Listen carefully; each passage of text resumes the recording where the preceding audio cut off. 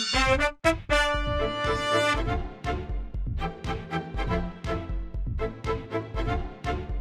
what's your name? My name is John Nelson. And where did you start playing, John? I grew up in Campbell, California, and during the 80s. And first time I ever played paintball, I had heard about it. It had been in the news. You know, it always you heard about it on the kind of fringes of pop culture. I actually, Mike Mekler, who started Venture Game of America in the Santa Cruz Mountains, I sat next to his sister Heidi in school, in high school, and so she told me that, oh yeah, that's what my brother does for a living. So that's kind of where I first found out about it. And I always wanted to play. I was always too young or didn't have, you know, a ride to get up to the mountains. But then he opened up Cops and Robbers in, I think it was 1987, 86 or 87. The first time I played was 1987, but it was an indoor on McGlincy Lane in Campbell, California. It was actually about 300 yards from my house. And Cops and Robbers the place was tiny. It was in just a small little warehouse district. It was probably maybe 60, 75 feet long, and probably only about 45, 50 feet wide. It was a very, very small field.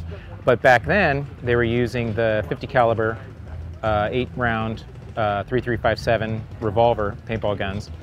And so considering that the range on that was only about 20, 25 feet effective anyways, it actually was pretty fun to play in that tight of quarters. The field was, originally it was sawdust. So you came out of there just trying to shake sawdust out of your shoes and your underwear.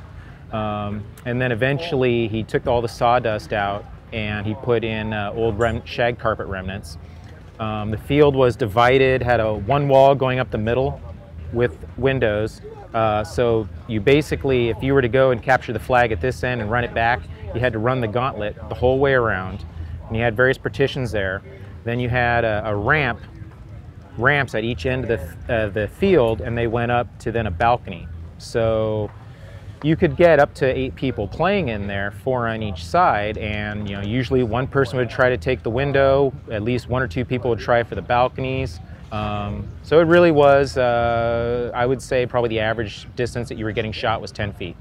The first 2 times I played there was still before face masks. We were just wearing shop goggles. But I remember I did get shot right here in the cheek from 10 feet away.